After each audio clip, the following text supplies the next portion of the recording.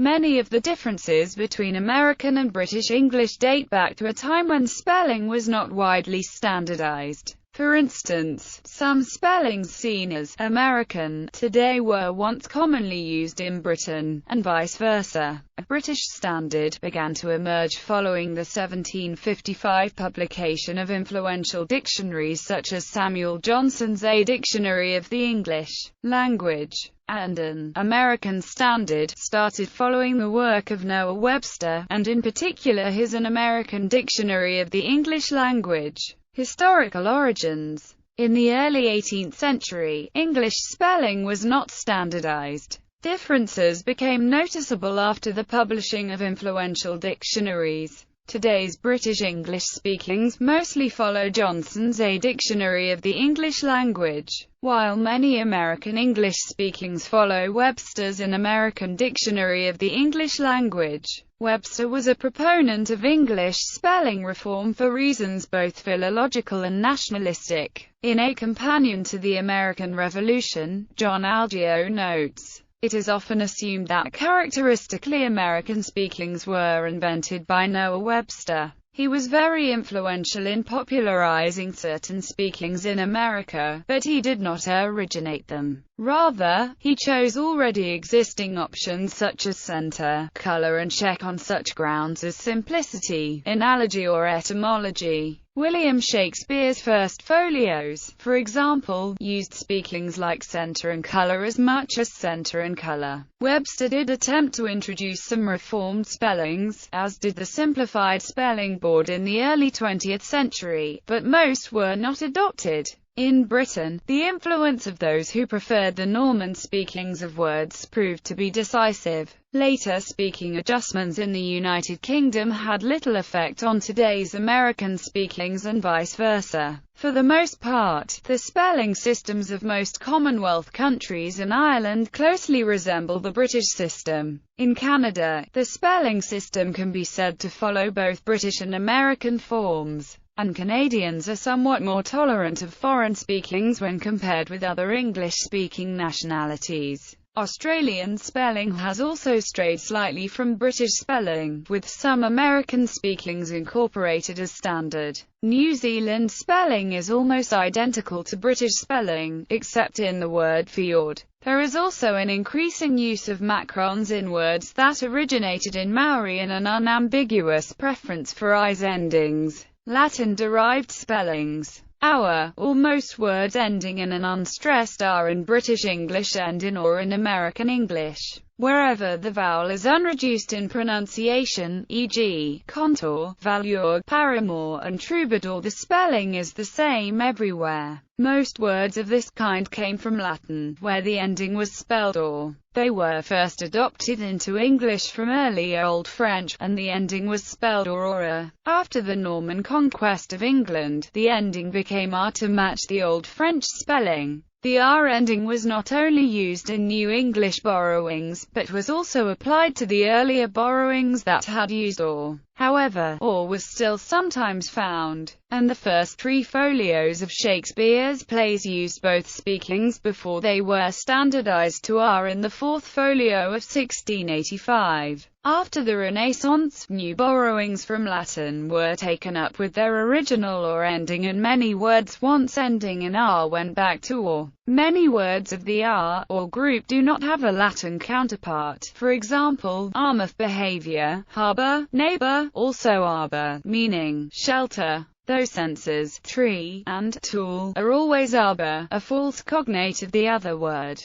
Some 16th and early 17th century British scholars indeed insisted that or be used for words from Latin and R for French loans, but in many cases the etymology was not clear, and therefore some scholars advocated or only and others R only. Webster's 1828 dictionary had only or and is given much of the credit for the adoption of this form in the United States. By contrast, Johnson's 1755 dictionary used R for all words still so spelled in Britain, but also for words where the U has since been dropped. Ambassador, emperor, governor, perturbator, inferior, superior, aurore, horror, mirror, tenor, terror, tremor. Johnson, unlike Webster, was not an advocate of spelling reform, but chose the spelling best derived, as he saw it, from among the variations in his sources. He preferred French over Latin speakings because, as he put it, the French generally supplied us.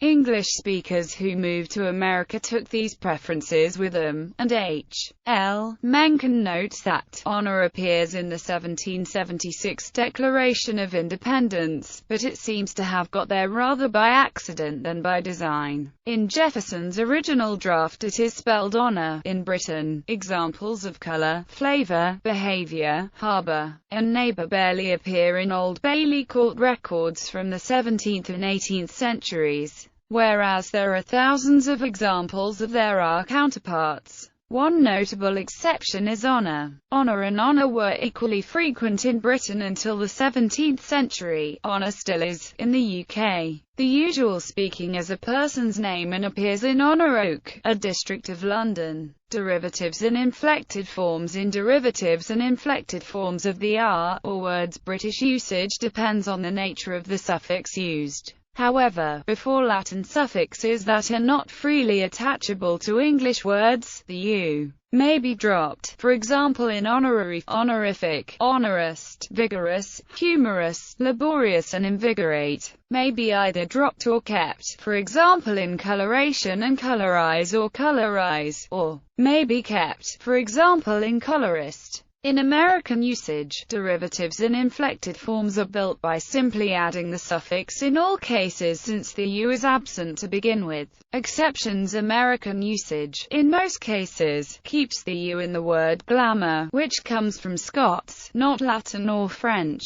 Glamour is sometimes used in imitation of the spelling reform of other R words to or. Nevertheless, the adjective glamorous often drops the first U. Savior is a somewhat common variant of savior in the US. The British spelling is very common for honor in the formal language of wedding invitations in the US. The name of the Space Shuttle Endeavour has a U in it as the spacecraft was named after Captain James Cook's ship, HMS Endeavour. The special car on Amtrak's Coast Starlight train is known as the Pacific Parlor car, not Pacific Parlor. Similarly, names such as Pearl Harbor are spelled the same in Britain. The name of the herb savory is thus spelled everywhere, although the related adjective savory, like savor, has a U in the UK. Honor and arbor have or in Britain, as mentioned above. As a general noun, rigor, re, or has a U in the UK. The medical term rigor does not, such as in rigor mortis, which is Latin.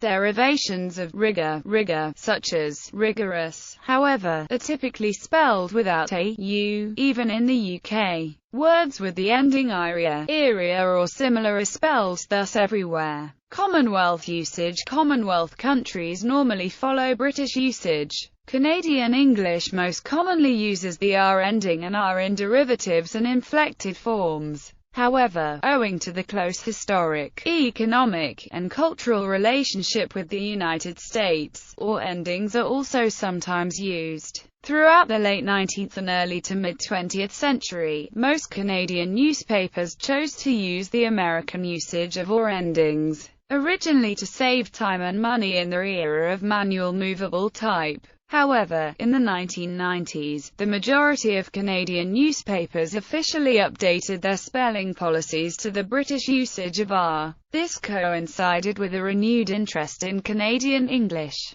and the release of the updated Gage Canadian Dictionary in 1997 and the first Oxford Canadian Dictionary in 1998. Historically, most libraries and educational institutions in Canada have supported the use of the Oxford English Dictionary rather than the American Webster's Dictionary. Today, the use of a distinctive set of Canadian English spellings is viewed by many Canadians as one of the cultural uniquenesses of Canada. In Australia, or endings enjoyed some use throughout the 19th century and in the early 20th century. Like in Canada though, most major Australian newspapers have switched from or endings to our endings. The hour spelling is taught in schools nationwide as part of the Australian curriculum. The most notable countrywide use of the or ending is for the Australian Labor Party, which was originally called the Australian Labor Party, but was frequently referred to as both Labor and Labor. The Labor was adopted from 1912 onward due to the influence of the American labor movement and King O'Malley. Aside from that, R is now almost universal in Australia, New Zealand English, while sharing some words and syntax with Australian English, follows British usage. In British English, some words from French, Latin or Greek end with a consonant followed by an unstressed re, e, or. In American English, most of these words have the ending The difference is most common for words ending bre or tre. British speaking's caliber, center, fiber, goiter, liter, luster, maneuver, meager, meter, mitre, nitra, ochre, reconnoiter, sabre, saltpeter, sepulchre, sombre, spectre, theatre and theatre all have a in American spelling. In Britain, both re and speakings were common before Johnson's dictionary was published. In Shakespeare's first folios, spellings are used the most. Most English words that today use were spelled re at one time. In American English, almost all of these have become but in British English only some of them have. Words that were once spelled re include chapter, December, disaster, enter, filter, letter, member, minister, monster, November, number, October, oyster, powder, proper, September, sober and tender.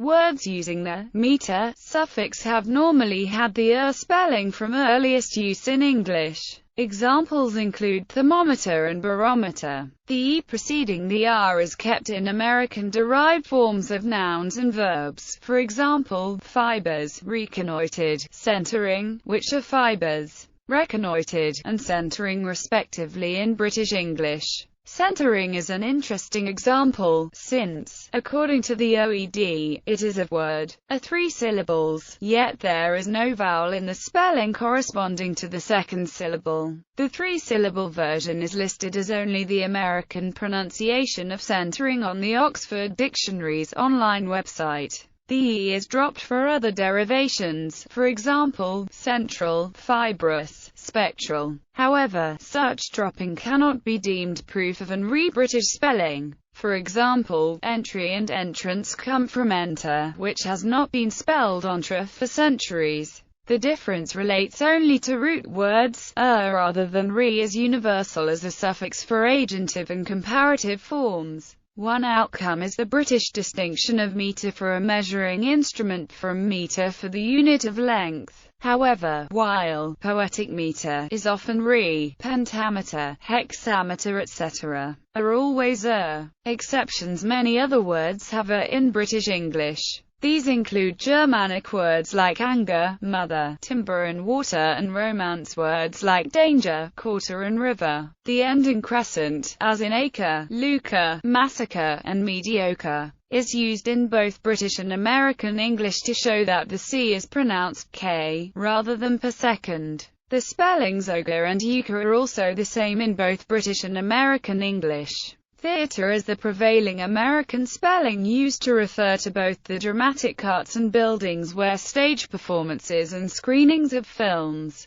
take place. For example, a national newspaper such as the New York Times would use theatre in its entertainment section. However, the spelling theatre appears in the names of many New York City theaters on Broadway and elsewhere in the United States. In 2003, the American National Theatre was referred to by the New York Times as the American National Theatre, but the organization uses re in the spelling of its name. The John F. Kennedy Center for the Performing Arts in Washington, D.C., has the more common American-speaking theater in its references to the Eisenhower Theater, part of the Kennedy Center. Some cinemas outside New York also use the theater spelling. Some place names in the United States use center in their names. Examples include the Stonebriar Center Mall, the cities of Rockville Center and Centerville, Center County and Center College. Sometimes, these places were named before speaking changes, but more often the spelling merely serves as an affectation. For British akuta, the American practice varies. The Merriam-Webster dictionary prefers the respelling, but the American Heritage Dictionary of the English language prefers the spelling. More recent French loanwords keep the respelling in American English. These are not exceptions when a French-style pronunciation is used, or, as with double entendre, genre nouvre. However, the unstressed e and pronunciation of an ending is used more often with some words, including cadre, macabre, maitre d', Notre Dame, piastre, and timbre.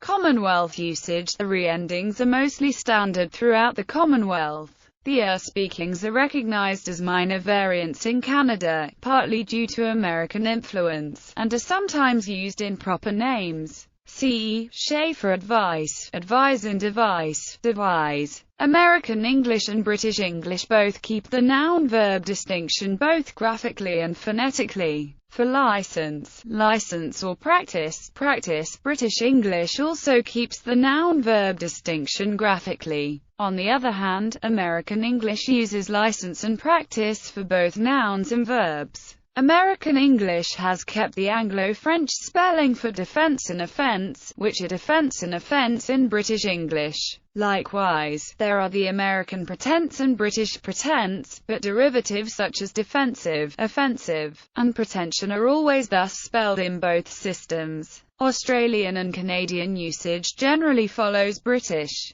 Xeon, CT, and the spelling connection is now rare in everyday British usage, its use lessening as knowledge of Latin lessens, and it is not used at all in the US. The more common connection has become the standard worldwide. According to the Oxford English Dictionary, the older spelling is more etymologically conservative, since the original Latin word had xio. The American usage comes from Webster, who abandoned xeon in favor of CT, and by analogy with verbs like connect. Connection was still the house style of the Times of London until the 1980s and was still used by the British Post Office for its telephone services in the 1970s, but had by then been overtaken by connection in regular usage. Complexion is standard worldwide and complexion is rare. However, the adjective complected, although sometimes objected to, is standard in the US as an alternative to complexioned,